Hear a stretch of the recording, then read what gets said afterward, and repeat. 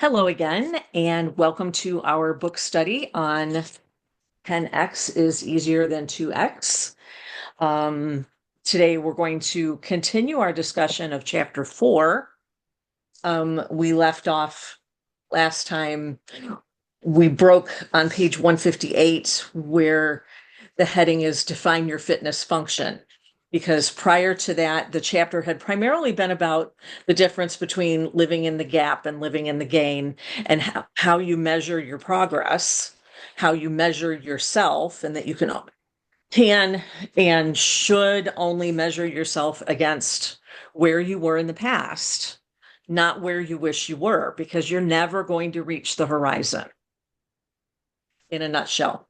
Um, and then this part of the chapter, beginning on page 158, goes into two tools, I guess, to use for helping you, I don't know, define clarity or get clarity on what it is you want and how you're going to measure your progress towards that.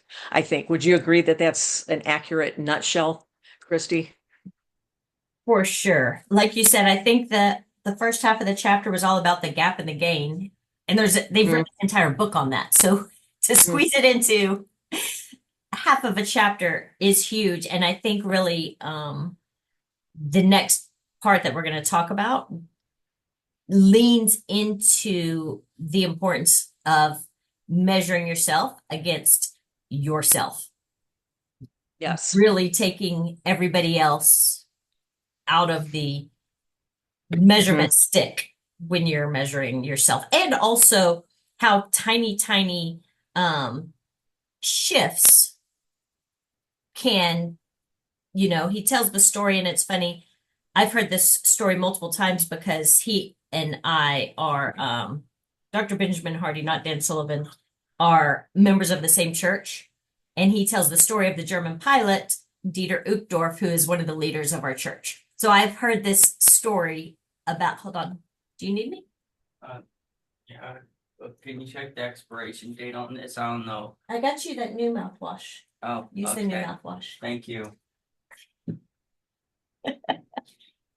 Um, so anyway, I was familiar with this story and I kind of loved, hearing it put into this example. But, essentially he's talking about 257 people dying in a plane crash because the wrong coordinates were put in literally by like 2 degrees or something. And instead of Mm-hmm.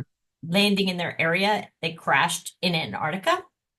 And what that made me think of is this week in the training I'm doing for in Six Figure Summit, Rebecca Folks mentioned multiple times, and I feel like is very relevant here as well. But from the book, The Slight Edge, one of the things that author emphasizes is the simple things are easy to do, but they are just as easy not to do.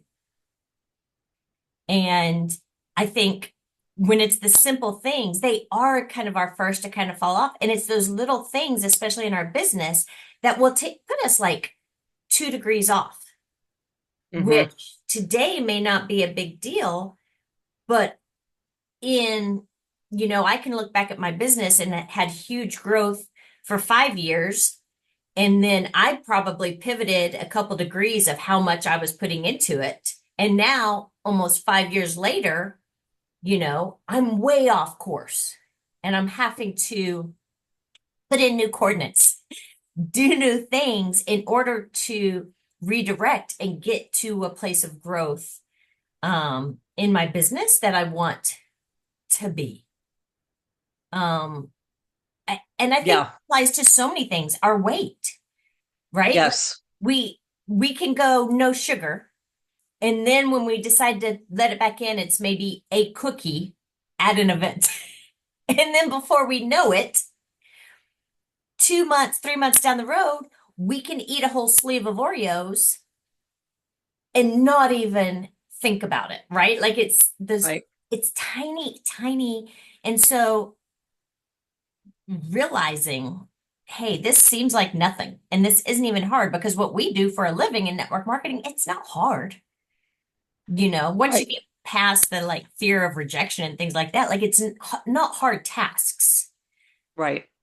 But when you slowly stop doing certain things for a long period of time, Hmm. you're off the rails. Yes. Um, Yes. and so I think then he really goes back into, you know, now that now that we recognize, hey, you've gone off the rails, which is why we're reading the book. What do you need to do? Right. What do you need to Right. focus on? What are you great at? And I think, Yes. is that kind of what you got out of it? Then the rest of the chapter is like, hey, Yes. Yes, it is. Just the small tweak. Well, and also I thought in terms of rather than try to make huge changes, what I usually do, that's what I usually set out to do is like, okay, when Monday comes, I'm going to be a new person. I'm going to do this and I'm going to do this and I'm going to do this and I'm going to do this. And I might succeed in doing that on Monday. And by Tuesday, it's like, I'm exhausted because I did so much yesterday. It's like, make small changes, make small changes and redirect the ship by small degrees. You can't turn a ship or a plane for that matter. You can't turn 90 degrees. You can't turn 180 degrees. You have to turn by small degrees and make, a big circle or whatever. So it's like, yeah, I'm so far off course right now that the big changes are almost not impossible, but really, really difficult to do and maintain. I think along those lines, the huge drastic changes you're talking about, um, I think this is what you're saying, but you can only do them for a hot minute before you burn out. And they only Right. really require you doing them at that intensity if you have a specific timeline that Yes. you have to meet, right? Yes. Like if you bought a wedding dress 2 years ago and now it's 2 months into the wedding and it doesn't zip, well, then you probably need to be eating carrots and celery for 2 months, knowing Right. you're going to have a bunch of wedding cake in 2 months. But, and that's an extreme example, but I think it's the Hmm. same kind of thing. Like, Yes. sometimes in our business, if we're pretty close to a big goal, we are willing to Absolutely. work until burnout. Absolutely. But it can't Like, be but if maintained long term. correct. Yeah, Yeah. if we're like, I really need, if I get 8 customers this month, I'm going to earn the Leaders Retreat cruise. Well, you know what you could probably do is go, it ends in 3 weeks. I can work my butt off for 3 weeks.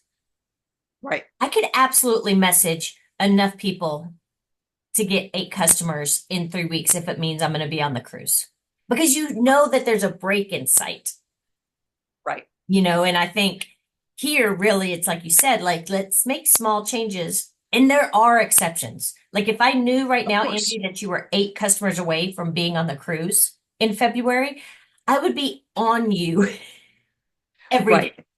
Like, Right. who have you messaged? What have they said? Who have you followed up? Like, Right. let's go. Um, and so I think if that's not what we're doing, then we really are, I love on 160. I think I'm gonna post this in some form or fashion, but right in the middle where he says, no one else has the exact same goals or standards you do. Hmm. Therefore, measuring yourself against someone else's results or standards is a losing game because you're not ultimately optimizing for the same thing. You're not playing the same game. Your standards aren't the same as anyone else's. Your objective isn't the same. Your unique ability and calling aren't the same. There is no external competition. Therefore, measuring yourself against someone else's results and standards is a sure path to becoming average or good, but never uniquely great, one of a kind and world class. You can't beat someone else at being them, just like someone else cannot beat you at being you. Yes. The scariest and most courageous thing you'll ever do is to be yourself. And I think that For sure. is is um is very, very relevant to what we do for a living. Like in my training with Six Figure Systems, when we were working on um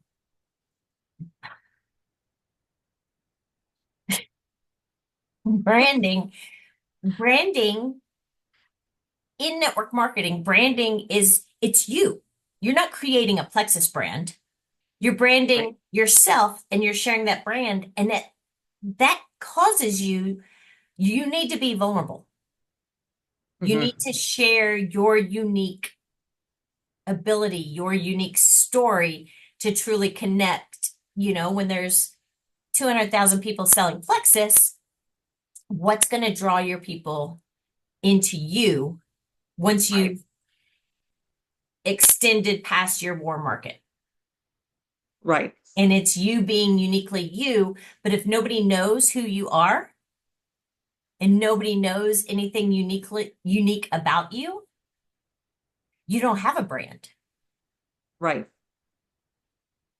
Right. right? So Exactly. you have to be very courageous to be yourself. Hmm. Um, so I don't know. What are your thoughts on that? Being yourself and your unique ability. Um, I agree. I definitely agree. I'm struggling with the idea of unique ability because I don't know what that is for me.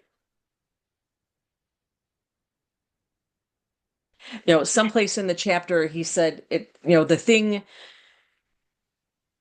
that you would do for free.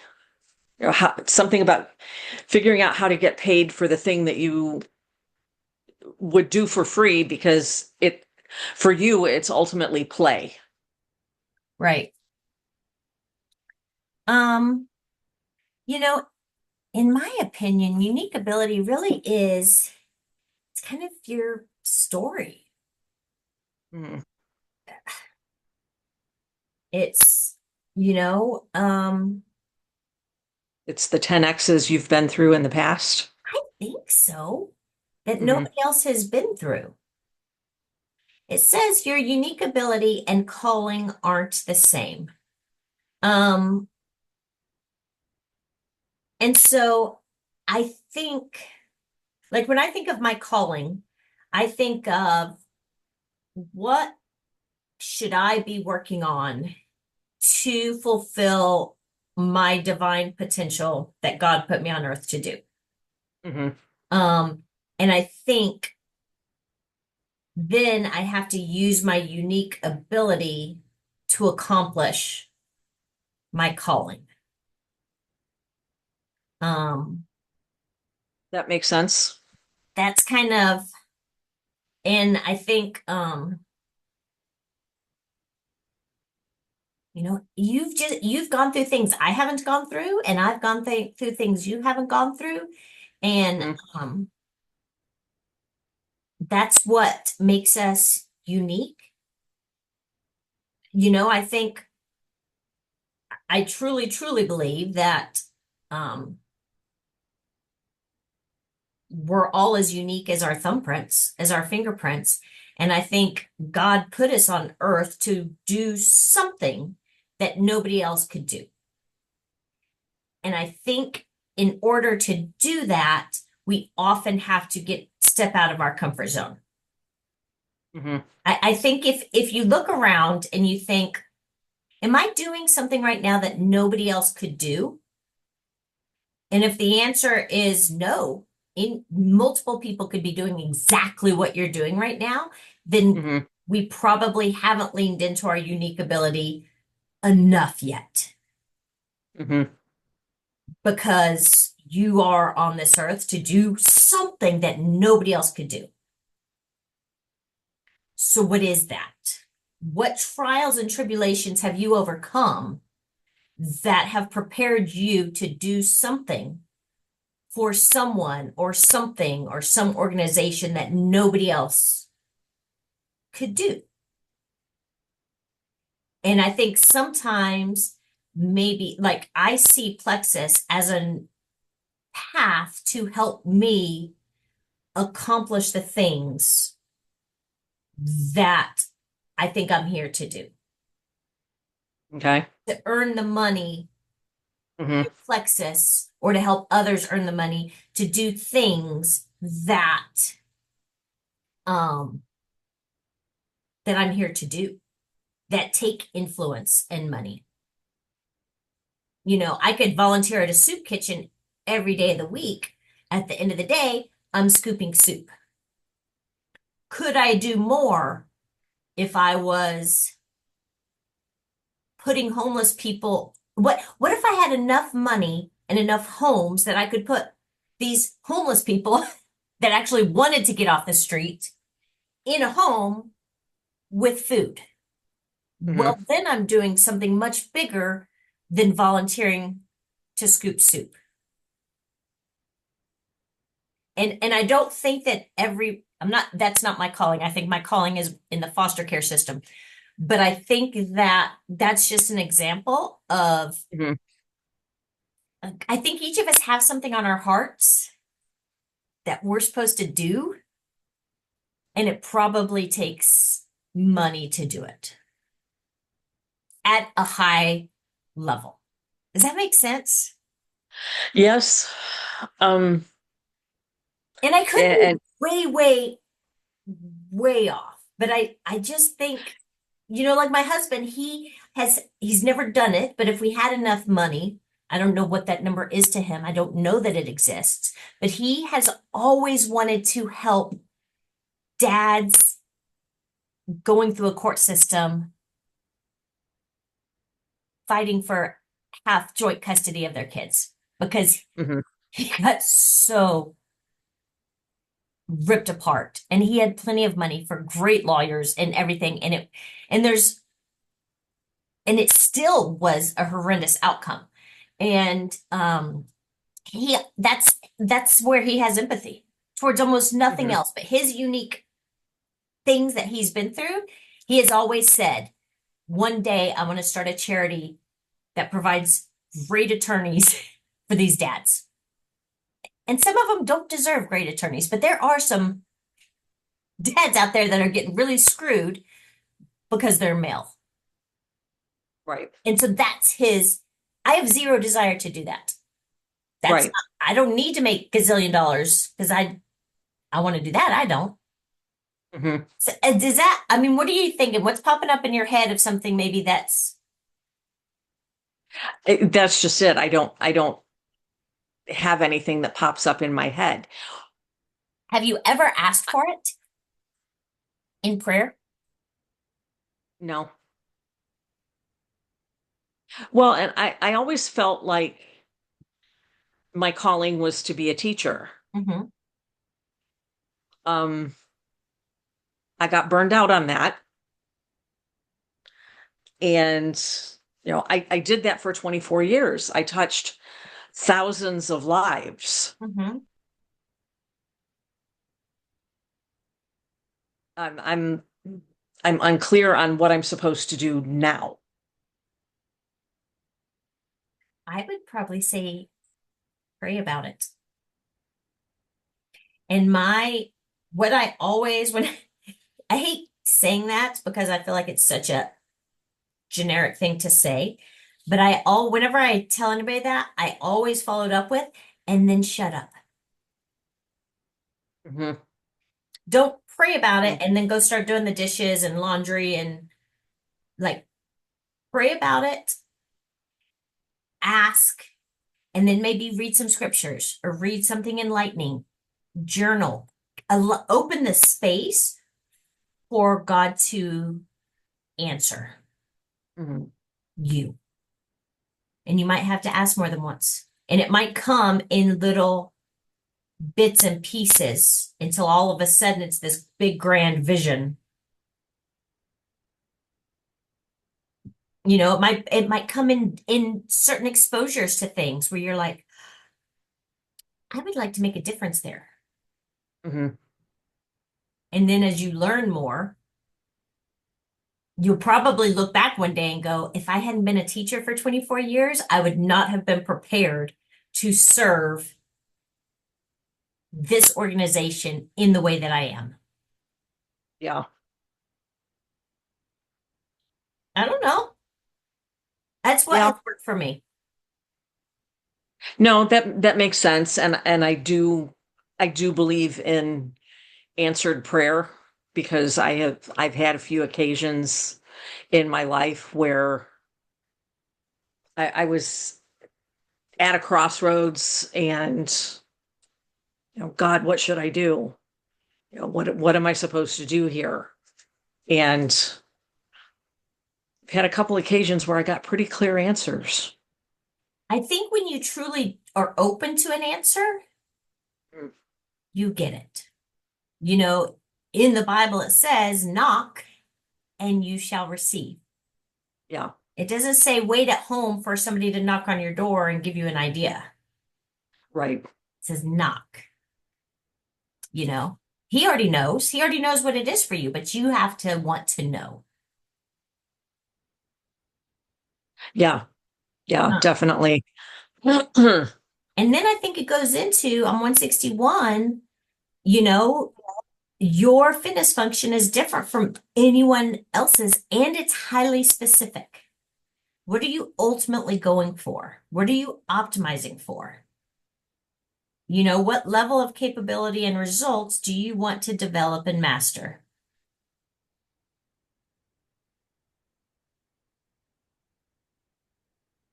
And then towards the end, your fitness function is your filter. It filters not only what's important and what's not important, it also filters what you see and what you don't see, your selective attention.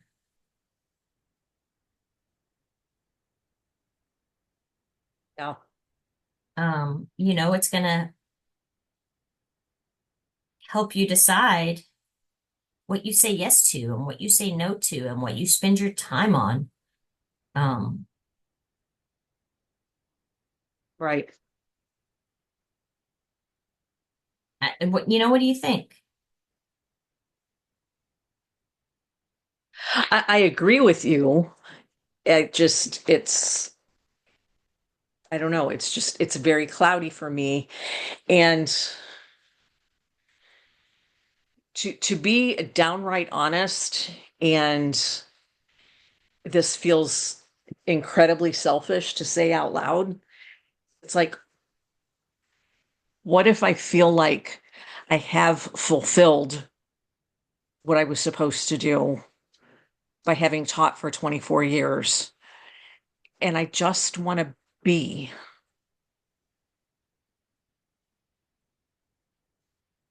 Do I have to have something? I don't know.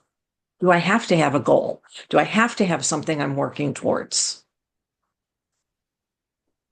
What do you think the answer is? Well, it feels very selfish to say that. So the answer is probably yet that I have not yet fulfilled my purpose and that I need to be working towards something. And, if you don't have something that you're working towards, what purpose do you have in the world? My personal belief is that if I woke up breathing today, God's not done with me. Yeah. And I'm sure Everybody that's does not true. have to believe that. That is just my personal belief. If I woke up today, he ain't done with me. Yeah.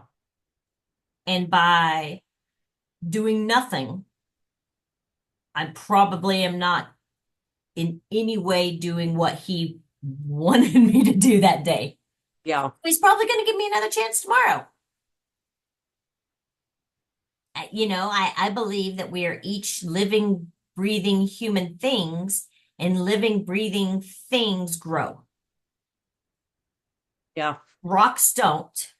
Rocks stay in one place and get covered with mold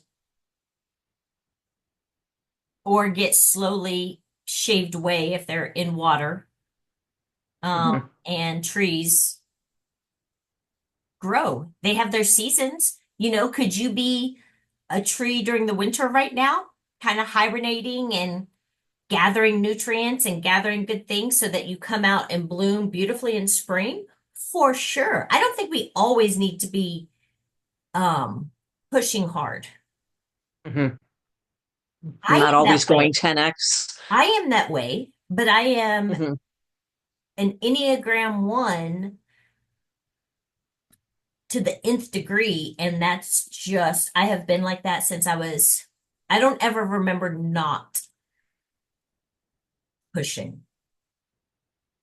I, I mean, I was the person in high school who um varsity cheer, student council, straight A's in all AP classes, and I worked 30 hours a week. Wow. That's what I've been doing since I was 15. Mhm. And I'm pretty sure it didn't start when I turned 15. I just was born this way. So it, as it goes back to it, like your standards aren't the same as mine. And as Rob Right. likes to say all the time, I'm exhausted. He has to be in a home with me all the time. And after 18 years, he just looks at me and is like, is it ever going to end? But it's a rhetorical question. It will end when I die. This is the Yeah. type of human God made me into. Mhm. If everybody was like me, this world would be topsy-turvy because everybody'd be going a million miles an hour all the time. Right. We're not all Right. designed like this. Well, and even at that, like you said, you still have seasons. I have, as you know, working so closely alongside me for almost 2 years now, I take days off, like Mhm. where on Sunday, I don't do anything. I go to church and I read and I eat. I usually have about 200 steps on a Sunday, whereas all the other days I'm 12 to 20,000. So one day Mhm. a week, I hibernate and I don't talk. Like Rob constantly is on the phone talking to somebody. Mhm. It's this constant. I don't hardly even talk to him on Sunday or Andrew. Mhm. I know I can make food sometimes, usually like I'll make Andrews, but I don't. So literally 6 days a week, I go bananas. And on the seventh, literally nothing. So it looks different for everybody. Some people maybe Yeah. take solid breaks each day, Right. you know, where they escape and then they come back out of it. Some people take months off. Some people take years off. Sabbaticals, that is a word for a reason Right. because it's a thing that was created because people needed to step away Yeah. in order to come back more of Yeah. who they were. Rejuvenated. Mhm. Yeah, so it could be this is your time of hibernation, of kind of digging in and saying, what do I want it to look like? What speed do I want to go? Yeah. So in reading this part of the book, I felt like I wanted more of a direct step by step of how do I define what's it called, the fitness function. Mm-hmm. And I didn't feel like I I got think that. because it's so unique to you. Yeah. Just like our conversation here, like what a productive day looks like to you is probably going to be very different than what my productive day looks like, and super different than what a productive day for my mom looks like. Mhm. And we're so unique. And I think the key to this part of the chapter is really right there in 161. what are you ultimately going for? And I think it's different. I know it's different for everybody. Everybody. Everybody. Yeah. I mean, you as a teacher, more than anybody should know, you saw thousands of kids come through. And I only have 4 humans that I have guided through an education system. But I could write a thesis on what a child needs to succeed, and it would be 4 completely different theses because I have 4 children. You have seen Yeah. thousands. You, of all people, should know how unique each thing is. What Isaac needed to be who he is as an adult now cost us $30,000 a year in private school his whole life. But I knew after second grade in public school that wasn't going to work for him. Hmm. That I had to figure it out. And it meant working 2 jobs for a very long time and borrowing money from my parents and whatever. But there was no doubt in my mind that he needed that path. Cassidy, I know for sure, did not need that path. I think she would have hated his private school. It would not have been for her. And I was deathly afraid she was going to struggle in college because of her education. Hmm. And she will graduate in May with a 4.0 for all 4 years. My mind is blown. I did not know that was possible until I've watched her do it. And the path and the Hmm. way which she has done it could not be more opposite than Isaac's. Hmm. And Soph is a real good blend of both of them. And then I got one down the hall. I don't even need to explain. I don't even know what's going to happen. Are we going in the military? Are we going to be a historian? I don't know. You know? So we are all so stinking unique. What I am pushing for and working my tail off for is you could look at my dream list and be like, I don't really need any. I don't want any of that.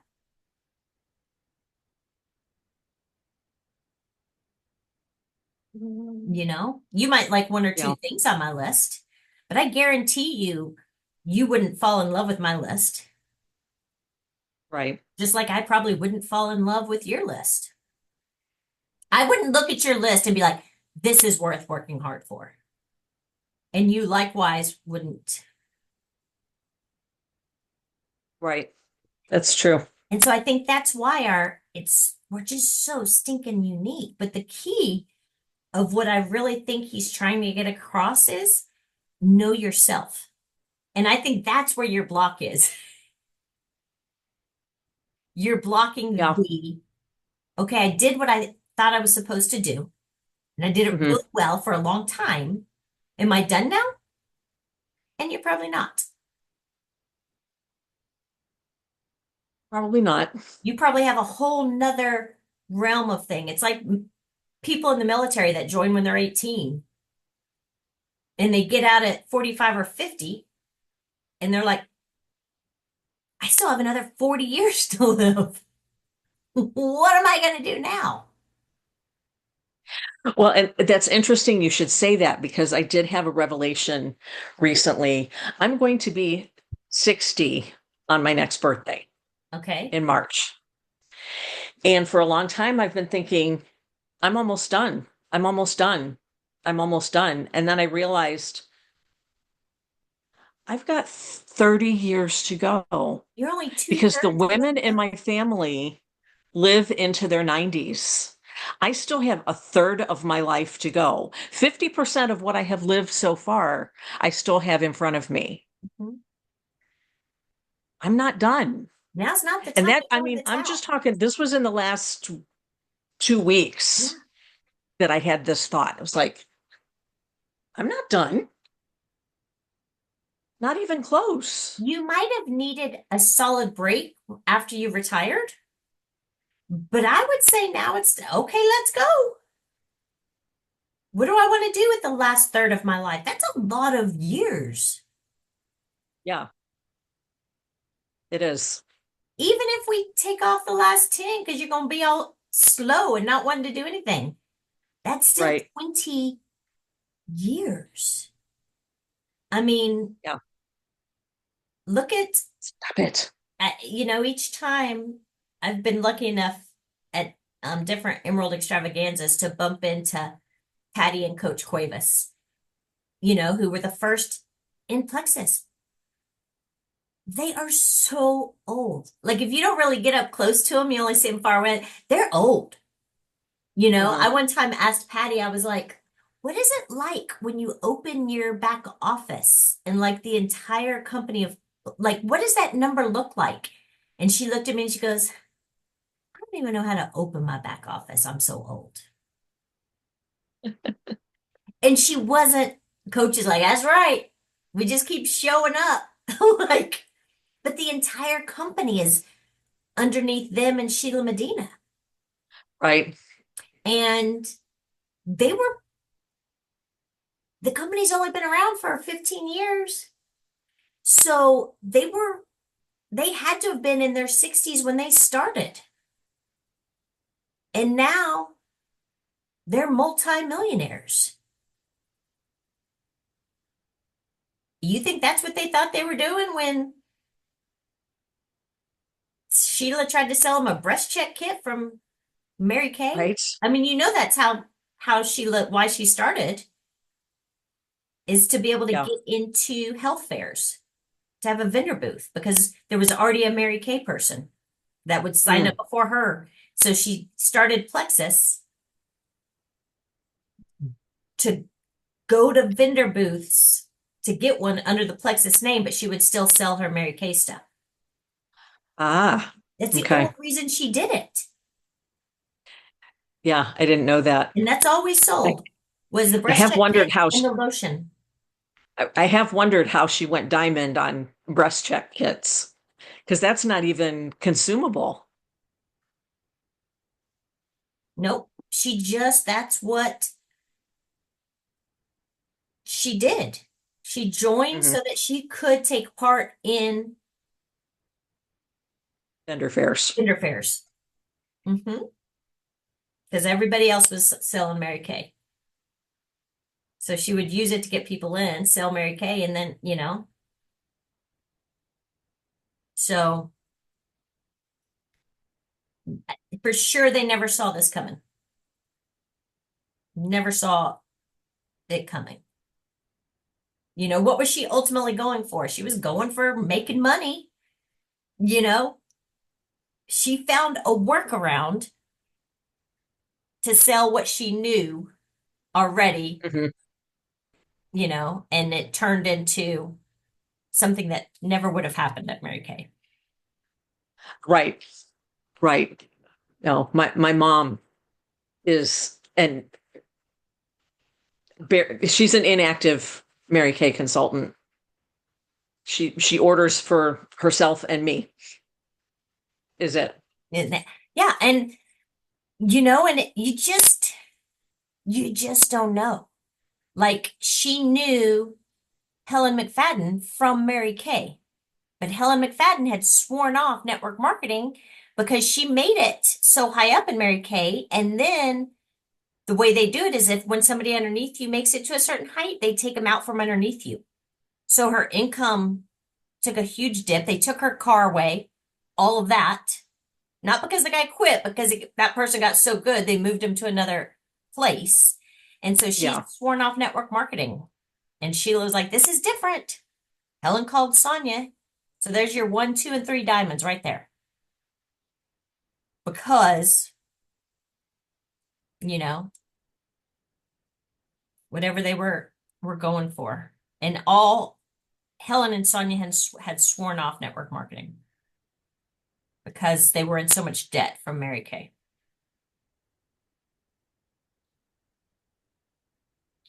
But, it's your responsibility, not my words, his. It's your responsibility to define what you want. Yeah. which I think I so appreciate you being honest about not knowing, but that just tells me your next step is to take the time to figure out what it is. Yeah. Well, and that's the piece that I keep putting off is sitting down, spending the time, doing some journaling,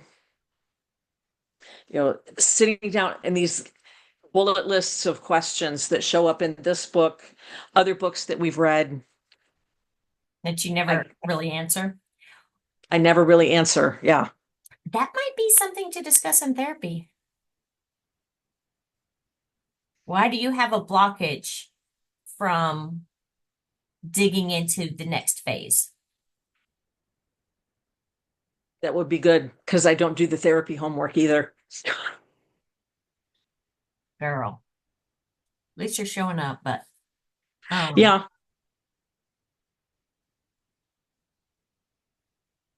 and I think then once the next part's about the dream check, and you knew that about Jim Carrey, um, and him writing a check to himself, and Steve. Actually, I didn't know that. Oh, I you mean, didn't I've know I've that? heard no.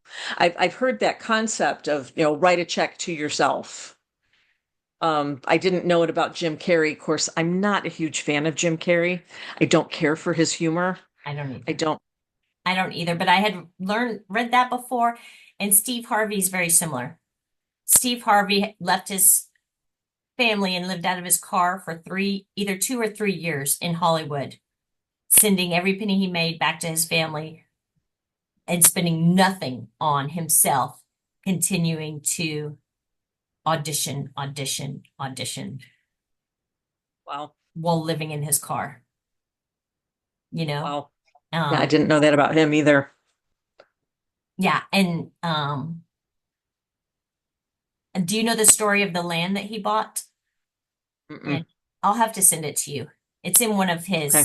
his things that I've listened to, but what he has done with his money at this point and Mhm. who it's really, really fantastic. But then when you look and think, 3 years he didn't give up.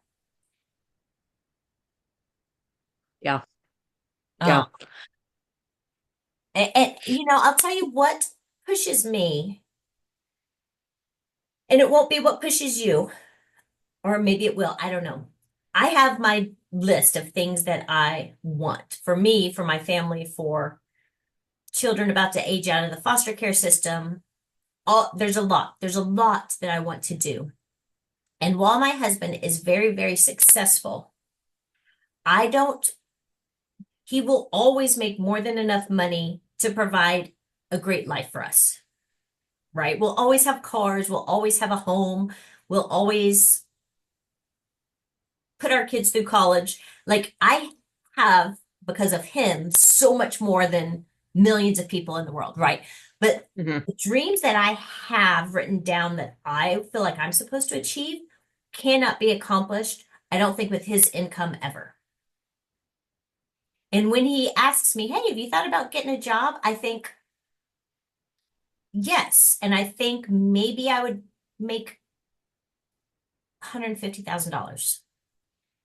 That is not enough to accomplish, like, I see network marketing as a way to make millions.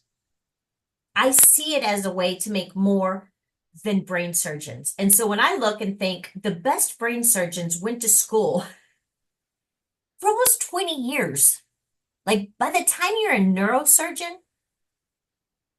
that's not a 4 or 5 year plan. That is, Right. you have Right. specialized, and then you've specialized on your specialty, and then you've specialized, you know what I mean? Like Right. first you're a surgeon, and so it's bananas how long they go to school to make that amount of money. So I think that's what I want, to make millions. This isn't like my shoe fund. And for some people it is. So for some people, network marketing is, hey, I like shoes. My husband's tired of me buying shoes. So I need to make a couple extra $100 a month. That's not where my head is. So when I am Right. digging into the books, to the trainings, to whatever, it's because I'm like, I don't know how long it's going to take me, but I have prayed about quitting more times than you would know. I could, I don't have to do this in order for my family to have nice things. And Hmm. every time I get such a firm answer that I can't. Like, am I frustrated? I'm still at not even holding Emerald points at 9 years. Yes. Am I frustrated that I worked so hard last month and signed 4 people, and yet my points only grew by 6 points overall? Yes. You know what I mean? Am I frustrated that in October we had one team ad for my entire? Yes. Can't tell you how many times I've wanted to quit. And I make more money than the average bear at network marketing. Hmm. But every time I don't make any decision like that without prayer. And every time it's so solid, it's like, no. So every time Rob's like, why are you doing this? I'm like, you'll see one day. You will Well, see and one day. And that all of that really resonates with me because I've had occasions where I've thought maybe I should just get a job. I get a part-time job at the at-home store, and I bet the employee discount is probably wonderful. Um, I could get a part-time job and work at Barnes and Noble because I used to work for one of their subsidiaries while I was going to school to teach, and I loved that job. But what what I can't wrap my arms around what I want, I know that what I want, I can't get it working a job. that's what you have to hold on to. Truly, every time I go to Costco, I think everybody here is so nice. I could work here. I could work here Mhm. part-time. That would be fun. That would take some Mhm. pressure off. And then I'm like, or not, or not. Then I'm still Exactly. chasing my dream and working Exactly. 20 hours a week for, Right. $300 take home pay. What am I actually Right. doing? Exactly. And so if you can keep that at the forefront of your mind of like, both of us could go get jobs right now. You wouldn't even, not even Right. Barnes and Noble, you could be a high paid tutor or mentor or whatever. But if at the end of the day, that won't take you closer to your dreams, then I think you're denying yourself that you actually know what some of the things you're dreaming are. And you're scared to accept that there are things you want to chase and they're going to take hard work. But you've already proven, and that's where the 10X part was last chapter of like, you've already proven you could do hard things. Yeah. You haven't died yet. You Right. continue to succeed in what Right. you want to succeed at. Well, and also there's another piece of what you said that also resonates with me, and it's trying to slip away from me. Um, the part about praying about quitting.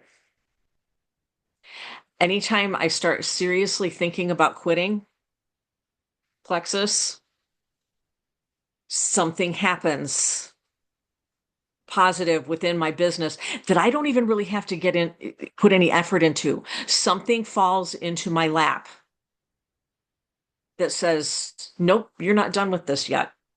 You're not ready to quit this yet.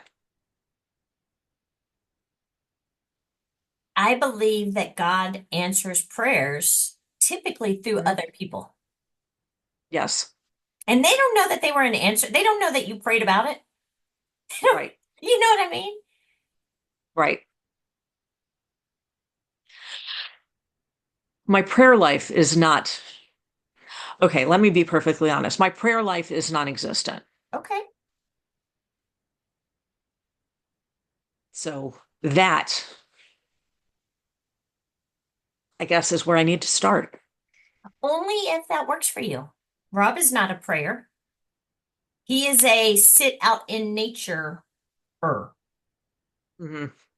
I'm a prayer.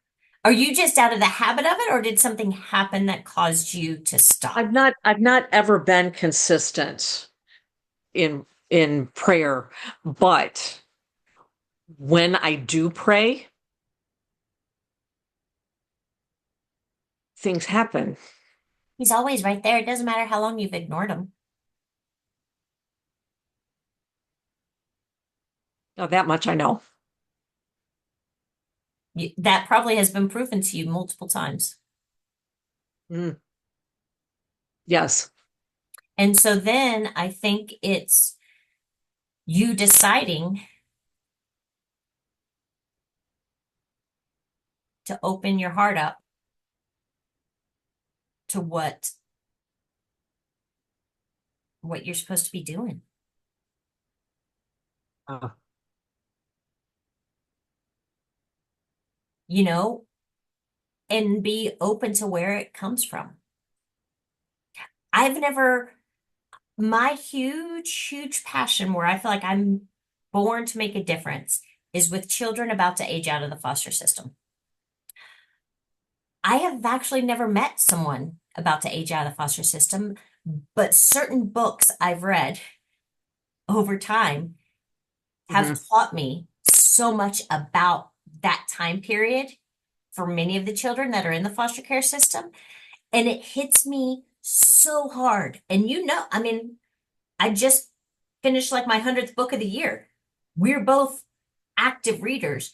Probably certain books have impacted you at mhm, a way deeper level that you just can't quite let go of, mhm. And while I don't, like Rob would never let us foster kids, but that's not my role in it. Right.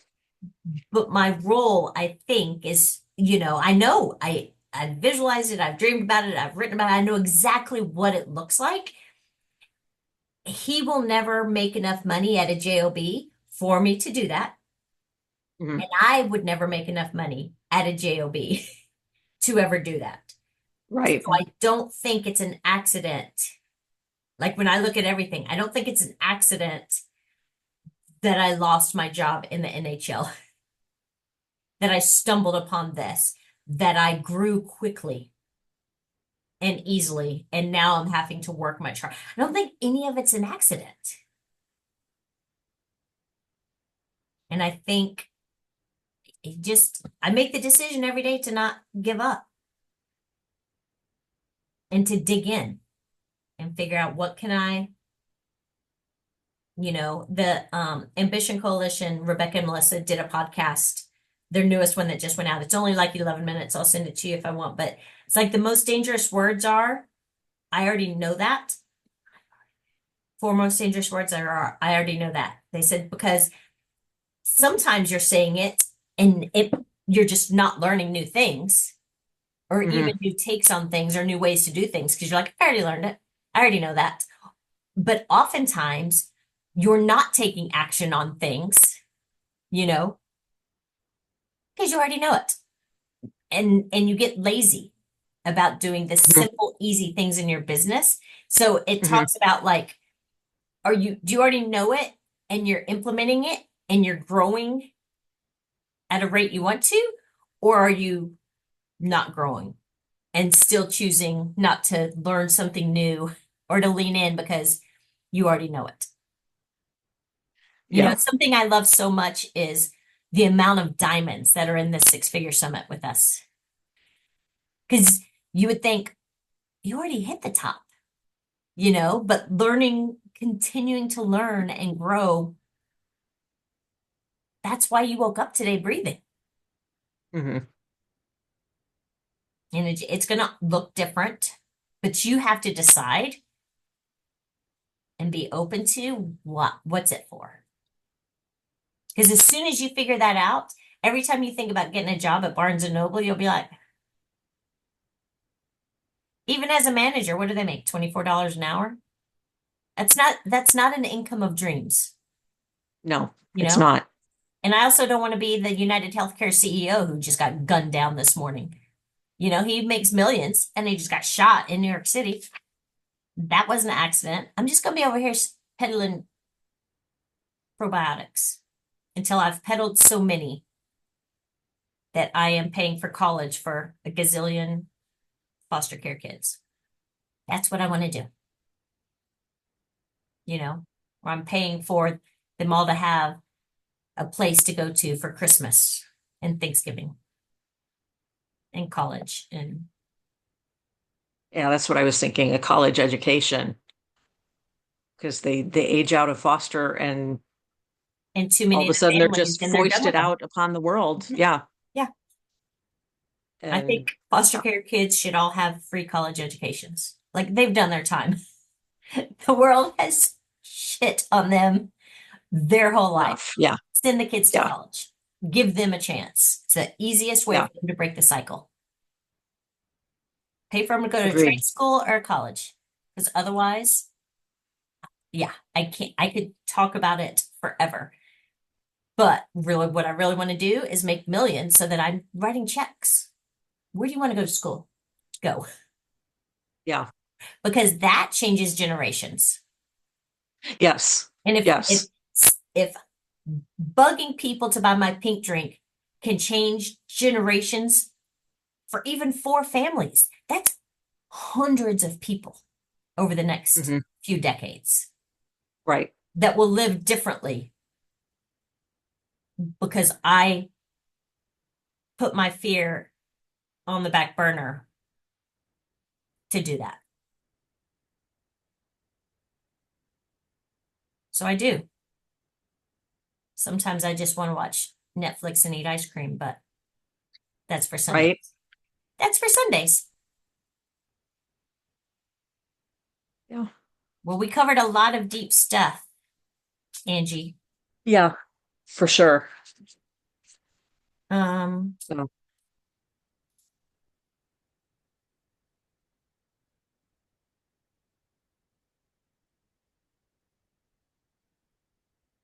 okay.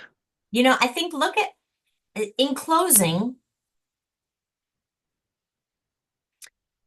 bottom of 170, what kind of unique ability would you need to have for you to get that dream check?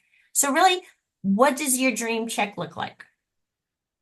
When I actually mapped out, remember I told you when I like 10x'd my income and it got me almost in my head when I was doing some Jessica Heffley podcast things, I came up in my head that I wanted to make 2 million a year.